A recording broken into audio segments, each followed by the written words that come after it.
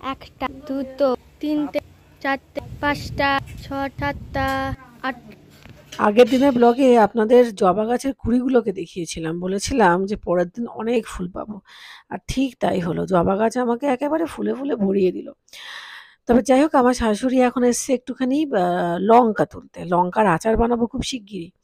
আর লঙ্কার আচারটাও আপনাদেরকে দেখিয়ে দেবো, তবে রেসিপি শেয়ার করতে পারবো কিনা বলতে পারছি না। এখন একটু ঠাকুরের বাসন মেজে নিচ্ছি। আর এই আমি এসছি জবা ফুলগুলোকে তুলতে। সত্যি খুব সুন্দর লাগছিল আজকে, মানে গাছটা যেন খিলখিল করে হাসছে। প্রচুর ফুল দিয়েছে, প্রচুর ফুল দিয়েছে। এই জবা গাছটা যখন প্রথম প্রতিস্থাপন করি তখন কিন্তু সেই ব্লগটাও আমার চ্যানেলে আছে।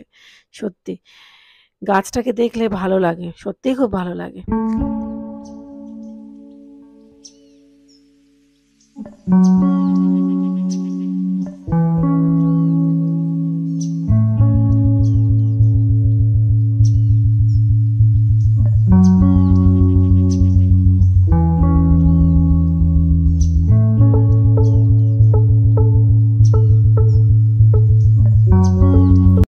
নমস্কার বন্ধুরা, এখন হচ্ছে দুপুর 12:30 বাজে। কালকে দেখিয়েছিলাম জবা গাছে কুড়ি এসেছে, ফুল পাবো। আজকে প্রচুর ফুল পেয়েছি, প্রায় 8খানা ফুল পেয়েছি। সব ফুল তুলে নিয়েছি। বাপরে বাপ কি গরম লাগছে আজকে। আজকে সকালবেলা ঘুম থেকে করে মুড অফ হয়ে গেল, দেখছি পিটিশ পিটিশ করে বৃষ্টি হচ্ছে। এই পিট পিট করে বৃষ্টি হলে না আমার ভীষণ বিরক্ত লাগে। মানে ভালো করে ঝেড়ে তো হয় না, এই পিট পিট পিট পিট করে হবে। তার উপরে সেরকমভাবে বৃষ্টি হলো পিট পিট করে, ভ্যাপসা গরম লাগছে। সে মানে একটা বিচ্ছিরি অবস্থায় চলছে আর কি। তো আমার মেয়ের আজকে কেমিস্ট্রি পরীক্ষা হয়ে গেল, কালকে হিস্ট্রি আর সিভিক্স। আমার যেন মনে হচ্ছে আমারই পরীক্ষা হচ্ছে, মানে ওর যখন পরীক্ষা শেষ হয় না মনে হয় যেন আমার পরীক্ষা শেষ হয়েছে। কি আনন্দ লাগে আমার, মানে কি শান্তি। বাকি রেজাল্ট বেরোনোর সময় আমি তো রেজাল্টের দিকে মানে ভাবি না, ভাবলেই ভয় লাগে। আজকালকার বাবা মায়ের না, মানে আমরা সব ইয়াং জেনারেশনের বাবা মা, তো আমাদের এই জিনিসগুলো হয়। আমাদের বাবা মারা এসব ফেস করেনি, তারা পরীক্ষা দিচ্ছে বিন্দাস। কিন্তু আমাদের ক্ষেত্রে, মানে আমার জেনারেশন আমি যা দেখছি, আমাদের প্রত্যেকের টেনশন। মানে ছেলে মেয়েদের টেনশন হোক না হোক, আমাদের টেনশন হচ্ছে। এই ব্যাপারটা আবার আমার মা বাবাদের ছিল না। তো এইভাবে হয়তো যুগের পরিবর্তন ঘটে।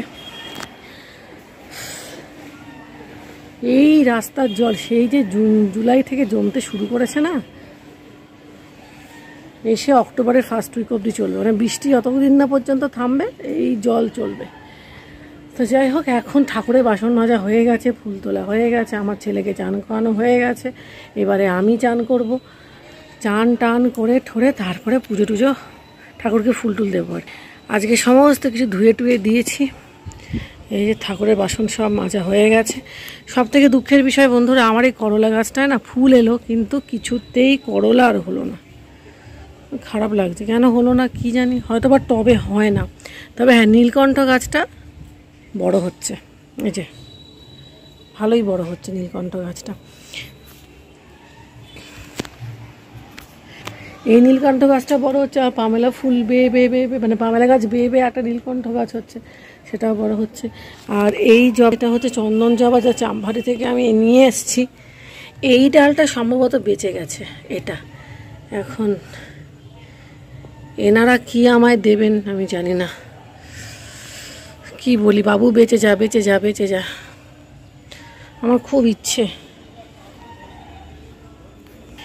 আমার না খুব ইচ্ছে চন্দন জবা লাল জবা মিশিয়ে ঠাকুরকে দেবো, দেখতে বেশ ভালো লাগে। আমার আবার ফুল গাছের একটুখানি শখ আছে। আর এমনি সবজি গাছের মধ্যে বেগুন আর ভেন্ডি। আর আমার শাশুড়ি মা একবার লাউ আর চাল কুমড়ো ফলিয়েছিলেন, শিমও ফলিয়েছে, প্রচুর হয়েছে। কিন্তু এবারে না লাউ গাছটা হলো না, মরে গেল। ওটা হবে না, লাগিয়েছিলেন কিন্তু হলো না, খেয়ে জানে কেন হলো না। উফ কি গরম লাগছে, কি গরম লাগছে, ভালো লাগছে না, বুঝতে পারছেন? এত গরমে না ভালো লাগছে না। কি সুন্দর পামেলা ফুল হয়েছে, কিন্তু পামেলা ফুল গাছটায় না ওই মাথাতে হয়ে থাকে। এই এত মাথার উপরে কে পারবে? চাইলে পারা যায়, কিন্তু ওই গাছটা না ভেঙে যাওয়ার চান্স আছে, ওটা থাক। তাছাড়া হয়ে তো যায়, আর কত দরকার। যাই হোক, এই হচ্ছে আজকের কথা। আরও একটা কথা, কালকে আমি ব্লগ এন্ড করতে ভুলেই গেছি। ওই যে দুপুরবেলা শোয়ার আগে বোধহয় আপনাদের সাথে একটু কথা বলেছি, ব্যাস ওইটুখানি অবধি। তারপরে কতবার ভেবেছি আর হয়নি, আর হয়ইনি, আর হলোই না। কী সব কথায় কথায় কী সব খবরের কী সব দেখলাম, খবরটা শুনে আরও বেশি মানে কি বলবো, ভালো ঠিক আছে, আমি এখনই কিছু বলছি না, আর আমি ফলাফল দেখতে চাইছি, আমি ফলাফলের জন্য ওয়েট করছি, এবং সেটা পজিটিভ হতেই হবে। আর ডাক্তারদের তো মানে স্যালুট। আমার এক বান্ধবী, যার সাথে আমার এখন দীর্ঘ বেশ কয়েক বছর কোনো যোগাযোগ নেই, ওই সবাই যে যার সংসারে ব্যস্ত, বন্ধুরা কী আর করা যায়, ও ডাক্তারি প্রফেশনে আছে, ওকেও আমি স্যালুট জানাচ্ছি। ও যদি কোনো সময় আমার এই ব্লগটা রেখে ও জানতে পারবে, আমি ওর নাম এখানে নেব না, কিন্তু আমি সত্যি বলছি, আমি তোকে স্যালুট জানাচ্ছি। বিকজ ডাক্তারি প্রফেশনটা অনেক সম্মানের প্রফেশন, এবং এই ডাক্তাররা যেভাবে করে লড়ছে, ওদেরকে না কুর্নিশ করতে হয়, কুর্নিশ করতে হয় সত্যি। মানে আমার কি বলবো, অহংকারে গর্বে না মনটা ভরে গেছে। সেই তার পাশাপাশি চোখে একটু জলও এসেছে, কারণ এত কষ্ট পাচ্ছে যারা আমাদের প্রাণ বাঁচায়। বন্ধুরা হয়তো বলবেন যে, অনেকেই আছে বলবেন যে টাকার বিনিময়ে ডাক্তারটা প্রাণ বাঁচায়, ব্যাপারটা সেটা নয়।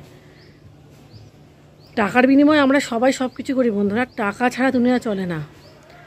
কিন্তু আমি একটা কথা বলতে পারি, আমার যখন খুব কঠিন অসুখ হয়েছিল, আমি একদম স্পেসিফাই করে বলছি, RN টেগোরের যারা জুনিয়র ডাক্তার ছিল না, ওদের সার্ভিস অতুলনীয় ছিল, নার্সদের সার্ভিস অতুলনীয় ছিল। ডাক্তারদের সত্যি কথা, ডাক্তাররা ভগবান। মানে আমি কি বলবো, আমি আমার এই বান্ধবীটিকেও বলছি যে তুই আজকে যেখানেই থাকিস না কেন, তুই আমার কাছে ঈশ্বর তুল্য। আশা করি ভালো আছিস, সুস্থ আছিস। সত্যি কথা, ডাক্তারি প্রফেশন, ডাক্তারদের কুর্নিশ, আর কিছু বলার নেই। আর বেশি কিছু বলবো না, আমি রেজাল্ট দেখতে চাই, আমি চাই ওটা পজিটিভ হতেই হবে, ঈশ্বরকে দিতেই হবে পজিটিভিটি। এতগুলো ছেলে মানে ডাক্তার এইভাবে করে লড়ছে, এইভাবে করে ভাবা যায় না, সত্যি ভাবা যায় না। আমরা সবাই তাদের পাশে আছি, শুধু একটাই প্রার্থনা ঠাকুরের কাছে, ওদের মেন্টালি স্ট্রং করো, এবং যেন এটা সফল হয়, যার জন্যে এত লড়াই। যাই হোক, ঠিক আছে, ব্লগ শুরু হলো। কালকে ব্লগটা এন্ড করতে পারিনি, ওটা এভাবে করেই চলবে। ও এন্ড ফ্রেন্ড ওসব আমার দ্বারা হবে না, বুঝলেন তো। এই করছি, এই অনেক, তাতে যা হবে হবে। ইউটিউবে ভিডিও বানানোটা আমার হাতে আছে, দেওয়াটা আমার হাতে আছে, বাকি কিছু আমার হাতে নেই। যা হবে হবে, ঠিক আছে। তো এখন চান টান করে নিই, কারণ 1টা বাজছে, তারপরে আবার দেখা হবে। এখন একেবারে সন্ধেবেলাকার ব্লগ, আজকে সন্ধেবেলা ব্লগ করেছি। সন্ধেবেলা প্রথমে সন্ধেবাতি দিলাম, তারপরে এই যে চা বানাচ্ছি। আজকে আমার মেয়ের শরীরটা খারাপ করেছে হঠাৎ করে, খারাপ বলতে ওই আর কি, ওর প্রেশারটা একটু লো হয়ে গেছিলো। তবে লো প্রেশারের টেন্ডেন্সি আমারও আছে। ওর যেটা হয়েছে সেটা হচ্ছে একটু ঘুম ঘুম তো পাচ্ছিল, এটা লো প্রেশারের সিমটম হয়ে গিয়ে থাকে, ঘুম ঘুম পাওয়া, তারপরে কিছু ইচ্ছে না করা। তো যাই হোক, ব্যাপারটা বেশ রাতেই ধরা পড়েছে, এবং স্কুল থেকে আসার পরে ও বলছিল যে ওর মাথাটা খুব ব্যথা করছে আর ঘুম পাচ্ছে। ঘুমানো হলো, সবই হলো, কিন্তু ওই জিনিসটা এখনো পর্যন্ত রয়েই গেছিল। তো প্রেশার যেটা আমরা দেখলাম সেটা হচ্ছে 96-70, এটা মানে লো প্রেশারেরই, প্রেশারটা লোই আছে। 96-70 ঠিকই তো আছে, কম আছে প্রেশার, কম আছে। খুলবো?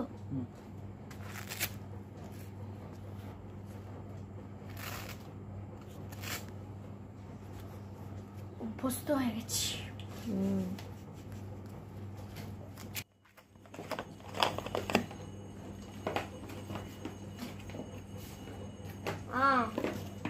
ওই সবাই কিন্তু গুড নিউজ বলা হয়নি, দাঁত পড়ে গেছে। আমি এখন গরু হয় না, গরু দেওয়া জাবর কাটছি, দাঁতের সামনে 3টে, মানে এদিকেও আছে।